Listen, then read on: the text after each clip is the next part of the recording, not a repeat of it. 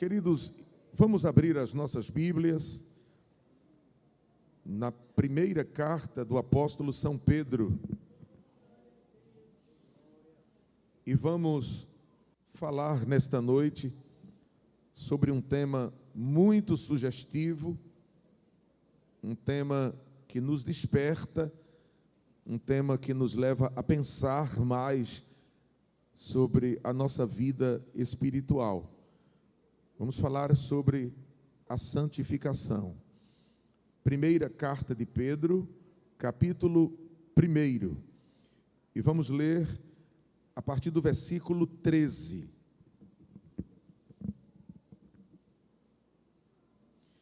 Primeira carta de Pedro, capítulo 1, versículo 13. Portanto, cingindo os lombos do vosso entendimento, sede sóbrios e esperai inteiramente na graça que se vos ofereceu na revelação de Jesus Cristo, como filhos obedientes, não vos conformando com as concupiscências que antes havia em nossa ignorância, mas, como é santo aquele que vos chamou, sede vós também santos em toda a vossa maneira de viver. Vamos ler juntos o 16, por favor? Porquanto escrito está, sede santos, porque eu sou santo. Minha gente, falar sobre a santificação significa nós falarmos sobre um meio, um caminho espiritual em que nós tomamos e que nele nós tentamos nos afastar do pecado e nos aproximarmos de Deus para um dia chegarmos na glória celestial. Mas, num momento como este, surge uma interrogação: como pode o homem pecador tornar-se santo? E a palavra de Deus nos mostra que é possível isto. E ao analisarmos esta questão, meus amados, eu gostaria de ressaltar, em primeiro lugar, que Deus desenvolveu no plano da salvação pelo menos 3 coisas interessantes que ajudam o homem neste processo chamado santificação. A primeira coisa está em Romanos capítulo 5, versículo 1, em que a Bíblia diz assim: sendo, pois, justificados pela fé, temos paz com Deus por nosso Senhor Jesus Cristo. Então repitam comigo: justificação é o meio pelo qual o homem tem seus pecados inocentado, perdoado. Então preste atenção para esse detalhe. Como é que um pecador pode tornar-se santo? O primeiro passo é a justificação. E a justificação, minha gente, é explicada à luz da Bíblia da seguinte forma: Jesus Cristo, vê que coisa profunda, Jesus Cristo veio ao mundo como Deus e assumiu os nossos pecados. E no momento em que Ele assume os nossos pecados, Ele vai ao patíbulo da cruz e morre. Mas por que Ele precisa morrer? Ele não poderia nos santificar e nos justificar sem precisar morrer? Precisava morrer, porque a Bíblia diz que sem derramamento de sangue não há remissão de pecados. Então Jesus vai à cruz e morre por nós. Naquele momento em que Jesus estava derramando o seu sangue na cruz por nós, Ele estava operando o milagre da justificação para aqueles que o aceitassem como Salvador. E no momento em que o homem aceita a Cristo como Salvador, não importa se ele é drogado, não importa se ele é homossexual, não importa se ele é ladrão, não importa se ele é assassino, não importa se ele é um prostituto ou prostituta. No momento em que o homem aceita a Cristo como Salvador, o milagre, eu estou pregando sobre milagre. Isso aqui não é invenções, não. É o milagre da salvação opera nele e ele é justificado dos seus pecados. Agora, como é que se prova que o homem teve os seus pecados inocentados? Aí é onde está a razão do milagre. O camarada andou todo errado, mas errado mesmo.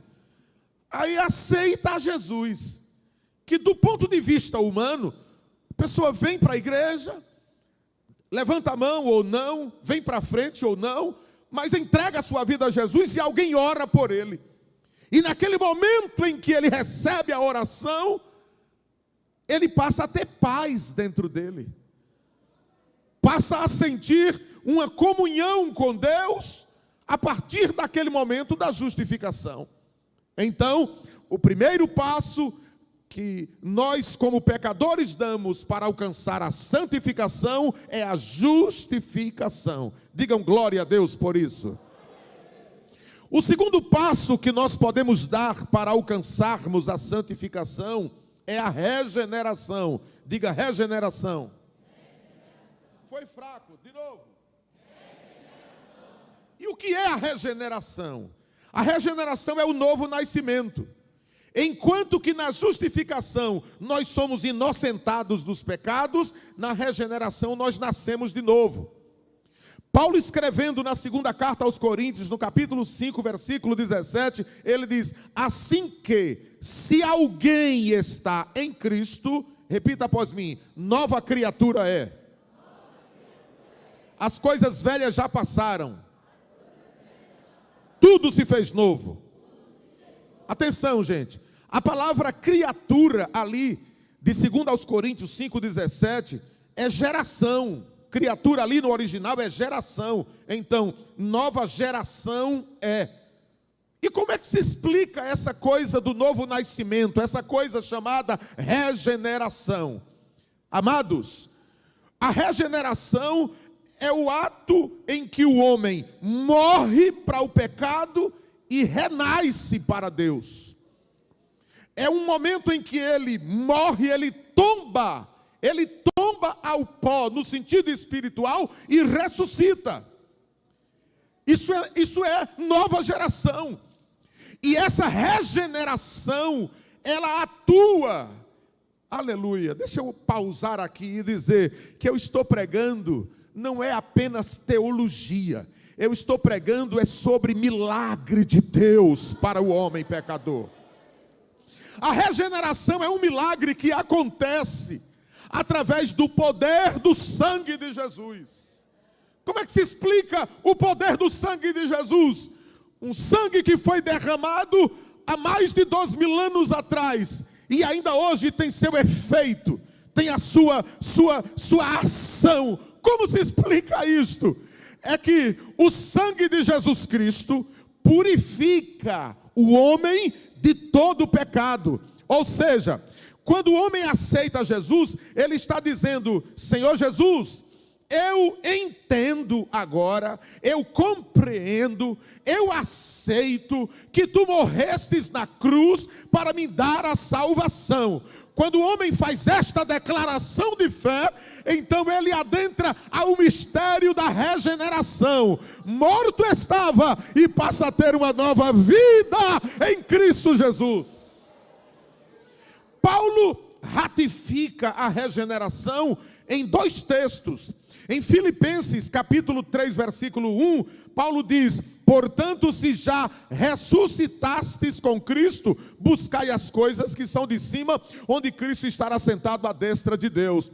E o segundo texto que Paulo também traz-nos sobre a regeneração é Tito capítulo 3, versículo 5. Onde ali Paulo diz, amados, o apóstolo nos diz que é o Espírito Santo o agente regenerador de todos os homens. Ou seja, quando o homem aceita a Cristo, o Espírito Santo vem habitar em seu coração e começa a fazer uma nova vida. É isso aí.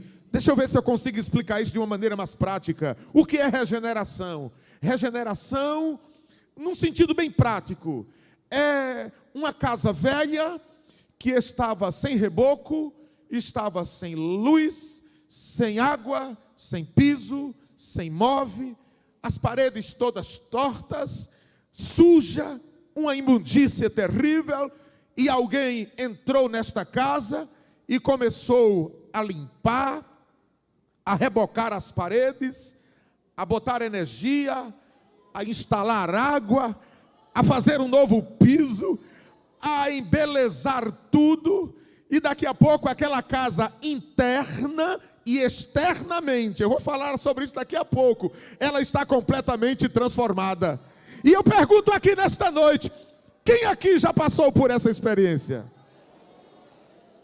Então eu não estou falando à toa, eu estou falando uma coisa real, e eu vou perguntar de novo, porque é bonita a resposta de vocês. Quem aqui já passou por essa experiência da regeneração?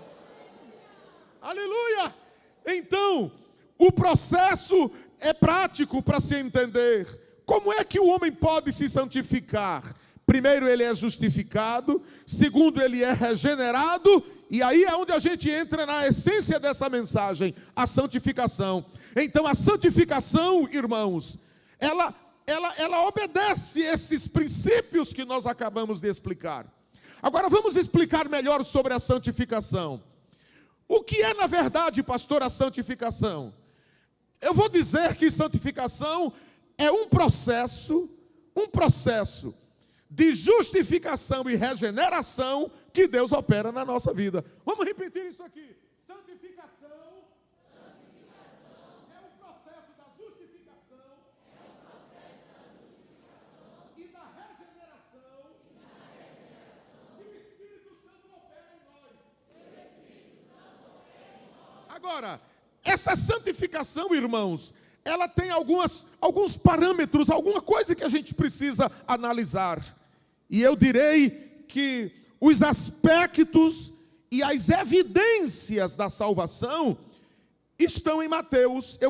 Eu ia citar esse texto, mas eu faço questão de que você abra a Bíblia e leia comigo. Mateus capítulo 5. Veja aí como acontecem os aspectos e as evidências da santificação. Mateus capítulo 5, versículo 13 e 14. Glória a Deus. Eu espero que você encontre esse texto e possa ler comigo. Aí estão as evidências e os aspectos da santificação no pobre homem pecador. Se todos encontraram, digam amém. Olha o que o Senhor disse: vós sois o sal da terra. E se o sal for insípido, ou seja, sem sabor, com que se há de salgar? Para nada mais presta, senão para se lançar fora e ser pisado pelos homens. Agora veja o 14. Vós sois a luz do mundo. Não se pode esconder uma cidade edificada sobre... Diga comigo, vós sois o sal. Vós sois a luz. Então veja aí, os dois aspectos da santificação na vida do homem estão implícitos nestas duas palavras. Sal. Sal aí fala, irmãos, da experiência íntima. Vocês já viram que quando a gente põe sal na comida, ele não aparece? Mas a gente sente o sabor dele. E quando Jesus quis usar aqui a questão sal, ele estava falando sobre o fruto interior. O meu eu, o meu ego, o que está dentro de mim. E a santificação, irmãos, ela precisa começar dentro de nós. Isso é muito profundo, irmãos. A santificação, eu é quem tenho que senti-la. Eu não consigo ver o que está dentro de você, nem você consegue ver o que está dentro de mim. Posso até ser mais abrangente aqui. Olha lá. Nem tudo que parece é. Você pode olhar para alguém e dizer: fulano é uma pessoa santa. Pela maneira dela falar, a maneira dela se comunicar com as pessoas, a maneira dela conviver. E talvez a gente se engane. Por quê? Porque não tem sal lá dentro. Tem apenas uma capa.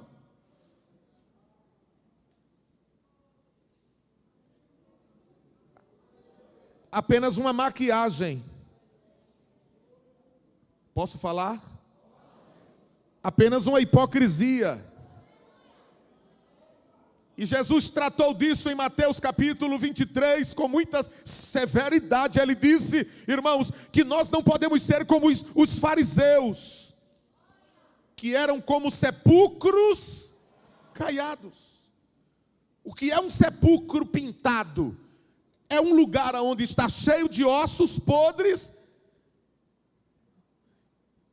Lá dentro está completamente imundo. E por fora bem limpinho, bem bonitinho.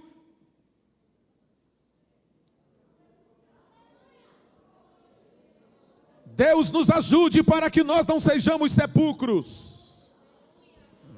Eu falei, Deus nos ajude para que nós não estejamos aqui como sepulcros caiados. Vou enfatizar ainda mais, Deus nos dê graça para termos realmente uma identidade de santificação e não só de aparência. Porque quando a trombeta tocar, aleluia,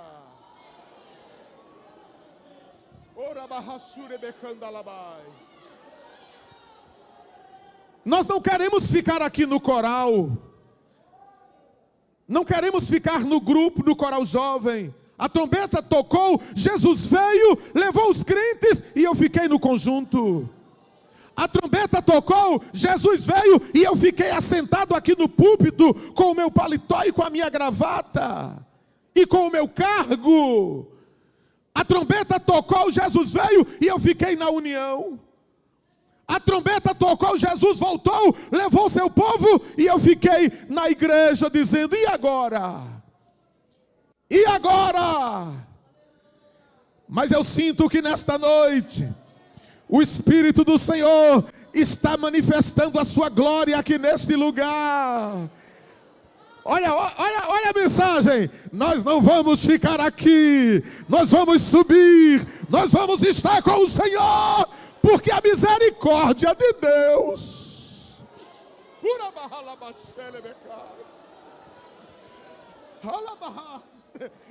A misericórdia de Deus é a principal causa da nossa santificação.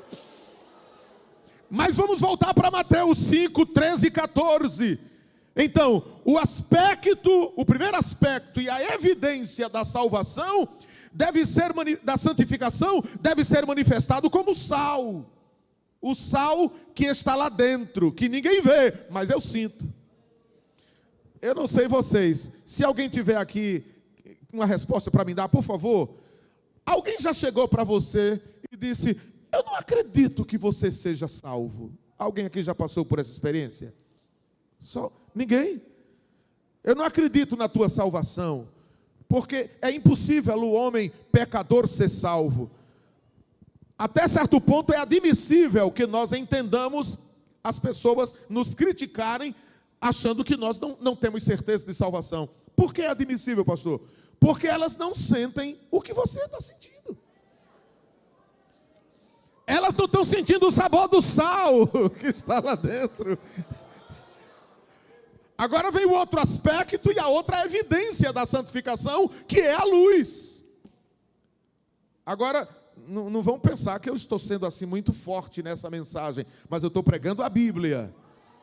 Olhe, a luz é o fator externo, é a manifestação externa do que nós podemos evidenciar para as pessoas que somos santos.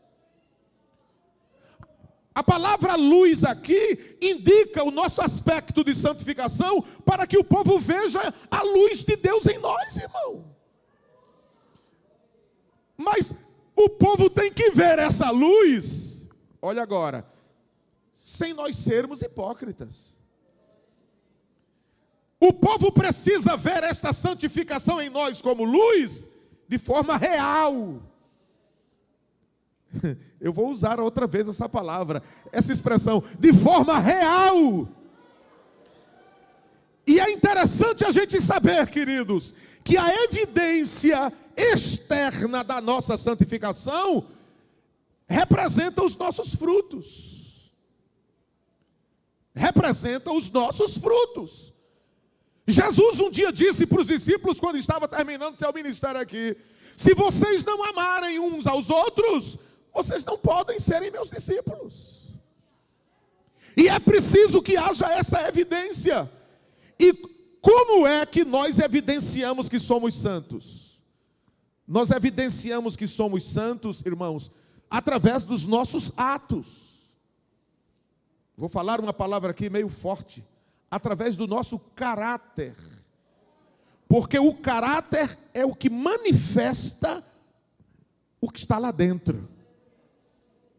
E é lindo a gente poder entender que na medida que nós vamos nos santificando, o Espírito Santo vai moldando o nosso caráter para torná-lo como o caráter de Cristo. Meu Deus. Então, essa obra é uma coisa maravilhosa, irmãos. E eu sei que tem gente aqui nesta hora, desta mensagem, dizendo: rapaz, eu achava que ser santo era somente eu botar uma Bíblia debaixo do braço, ir para a igreja e dar um 4 glória misturado com aleluia. Eu pensava que ser santo é somente usar um vestido comprido, um cabelo grande, é ter uma carinha de sonso assim. Eu pensava que era só isso, irmão. Eu até achei que depois que eu passasse no discipulado, eu já estava pronto. Depois que eu entrasse no órgão para cantar, ou depois que eu chegasse ali em cima, naquelas cadeiras onde aqueles homens ficam ali, que eu fico olhando para eles assim, dizendo: por que eles ficam ali sentados e a gente aqui? Meu filho, o negócio não é brincadeira, não. A santificação é uma obra do Espírito na vida da gente. Oh! Quando é que uma pessoa é irrepreensível? Quando ela não precisa ser repreendida. Espírito, alma e corpo sejam plenamente irrepreensível para o dia da vinda do Senhor. Então, observe agora como é esse processo da santificação. Irmãos, o processo da santificação acontece a partir do Espírito. Por que do Espírito? Porque o Espírito é a parte espiritual do homem. Veja que coisa profunda. Todo ser humano tem corpo, alma e espírito. Os animais, eles não têm alma e espírito. Embora em Gênesis, em alguns textos, os animais são chamados de alma vivente, mas alma vivente ali no original, quanto aos animais, é para representar apenas o sangue que eles têm. O animal não tem alma, porque ele não tem intelecto. O espírito é a parte espiritual do homem. É muito lindo esse negócio aqui, irmãos. Quando o homem nasce, ele já tem em si, na sua essência, a natureza espiritual. Porque ele veio de Deus, que é espírito. E essa natureza espiritual que ele tem, ele a desenvolve de acordo com a cultura, a forma de vida como ele vive. Por exemplo, eu vivia em regiões na África, em que eu encontrei pessoas que adoravam um pedaço de madeira. E aí surge a pergunta: e por que essa pessoa adora aquele pedaço de madeira? Porque dentro dela existe a natureza espiritual. E essa natureza espiritual faz ela ter sede por algo espiritual. Ao ponto dele adorar o sol, a lua, as estrelas, um pedaço de madeira, como eu falei, os mortos. Naturalmente, o homem traz consigo, irmãos, na sua essência vital, a natureza espiritual. Porque ele tem espírito. E a alma, pastor, o que é a alma? A alma é o intelecto do homem, que trabalha em sintonia direta com o espírito. A alma é o centro das emoções e da inteligência humana. E a alma e o espírito, eles são inseparáveis. Enquanto que o corpo é apenas originado do pó e para o pó volta. Mas é interessante a gente saber, queridos, que quando o Senhor começa a trabalhar na vida da gente, levando-nos à santificação, Ele começa pelo Espírito. Por que pelo Espírito? Porque o Espírito é a origem, é a essência, e passa pela alma. E por que pela alma? Porque a alma é o intelecto, é a desenvoltura da sabedoria humana. E porque chega no corpo? Porque o corpo, irmãos, é o tabernáculo aonde mora a alma e o espírito. E aí eu quero nesta hora dizer, irmãos, vê que coisa tão linda. Quando a santificação acontece pelo espírito, pela alma e pelo corpo, a nossa consciência, ela atua aí como um termômetro no aspecto da santificação. Ou seja, quando a gente comete uma coisa que fere a nossa santificação, o que é que arde? O que é que dói? Eu não ouvi. Mas o que é a consciência? De onde vem a consciência? Por que a consciência? A consciência, irmãos, é uma ação divina que está dentro da alma, está dentro do espírito. Ela funciona como um termômetro. E quando a gente peca, ferindo os princípios da santificação, a consciência acende a luz. Que coisa, né, irmão? E nós só teremos paz quando confessarmos o erro. Aleluia. E aí a gente sente aquela tranquilidade, porque Deus operou aquele milagre do perdão. Agora, irmãos, é que a hora está correndo e eu preciso terminar. Mas eu queria ainda colocar o seguinte, irmãos. Qual é a razão da santificação? Por que eu devo me santificar? É só porque eu tenho que cantar no conjunto? Que inclusive vai aniversariar domingo e vai ser uma festa tremenda aqui. Né, irmão? E Cristóvão, vocês estão animados para... Oh, glória! Será que eu tenho que me santificar somente para cantar aqui no coro jovem? Será que eu tenho que me santificar? A razão da minha santificação é para ser pastor, para sermos presbíteros, para estarmos numa igreja e termos ali um cartãozinho de membro daquela igreja. Gente, a principal razão da santificação está na carta aos Hebreus, no capítulo 14, versículo 12. Repitam comigo, eu falo, vocês repetem. Segui a paz com todos. E a santificação, sem a qual ninguém verá o Senhor. Vocês são inteligentes, então vão me responder agora. Qual é a razão da nossa santificação? Um dia, ver a quem? E será que teremos esse direito? Será que teremos esta linda e maravilhosa oportunidade? Aleluia! Então por que é que eu preciso me santificar? Porque é através da santificação que um dia eu vou ver Deus. Mas pastor, e o senhor já tem uma ideia de como Ele é? Não estou preocupado com isso não, eu estou preocupado em vê-lo, em contemplá-lo. Porque João disse que nós o veremos e assim como Ele é, nós o veremos. Então, o principal objetivo da santificação, a razão preponderante da santificação é ver Deus, é chegar lá. Parece tolice essa pergunta, mas não é não. Quem aqui acredita na vida eterna? Fique com a mãozinha em cima assim, por favor. Se você acredita na vida eterna, diga comigo bem bonito: Senhor, eu estou lutando, estou batalhando, estou me esforçando para para me santificar, para um dia chegar aí.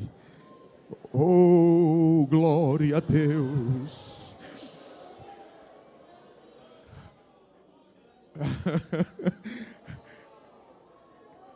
Aleluia. Eu pedi para vocês repetirem essas palavras: lutando, batalhando, nos santificando, porque é uma batalha, gente. É uma guerra esse negócio de santificação. É uma guerra. E quais são os inimigos nesta batalha? Primeiro, a carne. Oh, Jesus. Me ajuda aí, igreja. A carne é ou não é um opositor, um inimigo tremendo que tenta atuar contra a santificação? Mas Paulo disse que aqueles que são guiados pelo Espírito são capazes de superar as concupiscências da carne. Oh, Espírito Santo, nos enche da tua presença. O segundo inimigo da santificação é o mundo.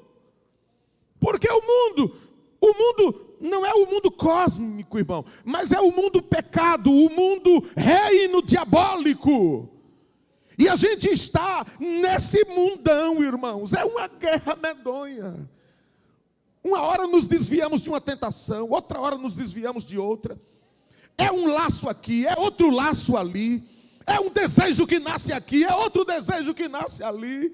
É a vontade de deixar a igreja, é a vontade de dar um mergulho lá no mundão, para saber, principalmente essa juventude, jovens que nunca conheceram nada lá de fora, e a vontade de conhecer a atração, a sedução do mundo. Mas, igreja, tem uma pátria melhor para nós.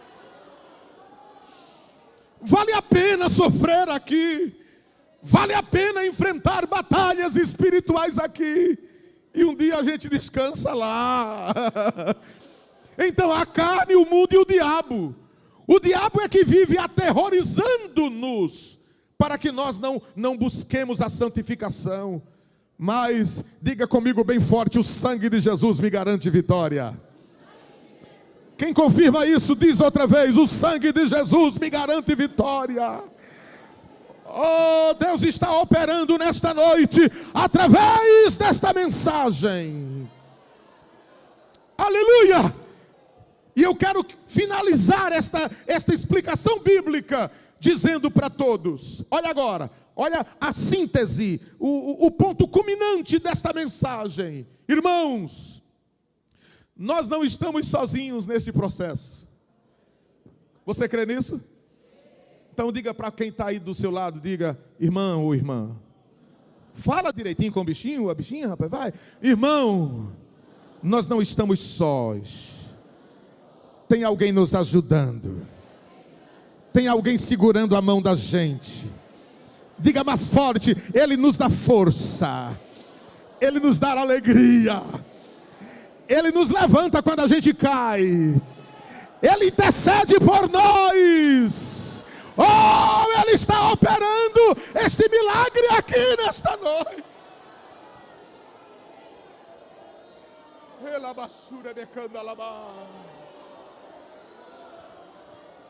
Você não está só. E entenda que justificação, regeneração, santificação não é mérito meu nem teu. É dele. Oh, outra coisa que eu quero dizer, para a gente passar o resto da semana pensando nela, é a graça.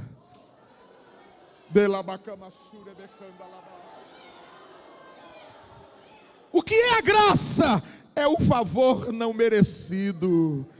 Eu não merecia ser justificado. Eu não merecia ser regenerado. Eu não merecia, nem mereço ser santificado. Mas é a graça. Ó, recebe isso. É a graça que nos levanta. É a graça que nos transforma. é a graça que nos ajuda, é a graça que nos fortalece, é a graça que nos ressuscita, é a graça que nos perdoa, é a graça de Deus que nos faz dizer: glória a Deus, porque eu estou me santificando. Aleluia! E diante desta realidade, irmãos, eu concluo aqui dizendo que um dia o Senhor vai vir nos buscar para nos levar para o céu. E eu quero estar com o Senhor. E você? Fique de pé comigo, por favor. Aleluia. Aleluia.